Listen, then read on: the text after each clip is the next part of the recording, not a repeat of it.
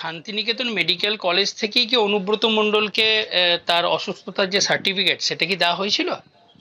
আমি বাইরে আছি, হসপিটাল তো দেখে, হসপিটালে যে ম্যানেজমেন্ট আছে তেনারা, ওনাদের বলেছি বিষয়টাকে একটু দেখে রাখো, আমি গেলে খোঁজ খবর নেবো। তবে আমি যতটুকু বুঝি ডাক্তারবাবুরা আছে না, তেনারা আইন মেনে যেটা হবে সেটুকুই করবে যদি কোনো কোয়েশ্চেন থাকে। ওই ডক্টর হিটলার রয় চৌধুরী, উনি কি আপনার ওখানেই যুক্ত পড়ানোর ক্ষেত্রে? অনেক ক্ষেত্রে যুক্ত আছে, ডাক্তারির ক্ষেত্রে কে কোনটা যুক্ত এই মুহূর্তে তো বলতে পারবো না। 5 থেকে 600 ডাক্তারবাবু আছে। হ্যাঁ, এই সেলের লোকরা বলতে পারবে, খোঁজ নিয়ে বলবো। অর্থাৎ বুঝতেই পারছেন যে অনুব্রত মণ্ডল, তাকে যখন হাজিরা দিতে বলা হচ্ছে পুলিশি তলবে, তখন তিনি অসুস্থ হয়ে পড়ছেন, আর পার্টি অফিসে তিনি দীর্ঘক্ষণ বৈঠক করতে পারছেন।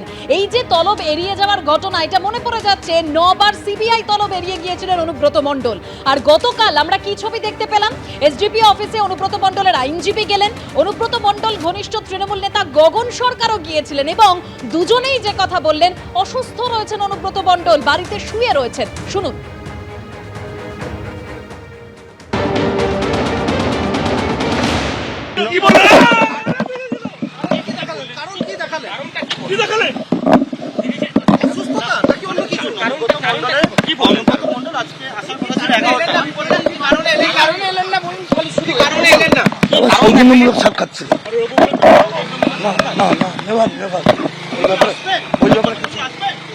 সত্য ঘটনা, যেটা সেটা সত্য ঘটনা, অসুস্থ।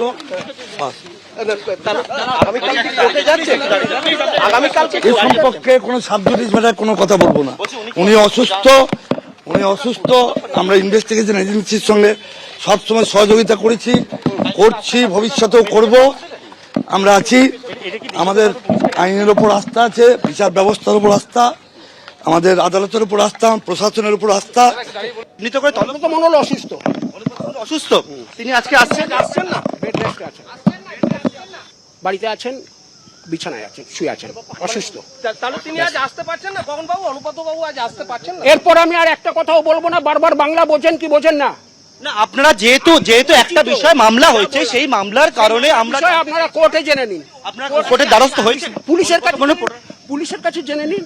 অবশ্যই, কিন্তু যেহেতু আপনি এসেছেন তার জন্য আমি এসছি, আপনাদের সঙ্গে কথা বলতে আসিনি, আমি ব্যক্তিগত কাজে এসছি। কিন্তু যে ঘটনাটাই ঘটেছে সেই ঘটনার পরিপ্রেক্ষিতেই আমরা জানতে চাই, কথা বলবো। এই অডিও ভাইরাল হওয়ার পর পুলিশের তরফে, এসডিপিওর তরফে, বোলপুর থানার তরফে যে অভিযোগ করা হয় তার ভিত্তিতে মামলা রুজু হয় এবং একেবারে নোটিশ ইস্যু করা হয়েছিল এবং থানায় এসডিপিওর কাছে তলব করা হয়েছিল।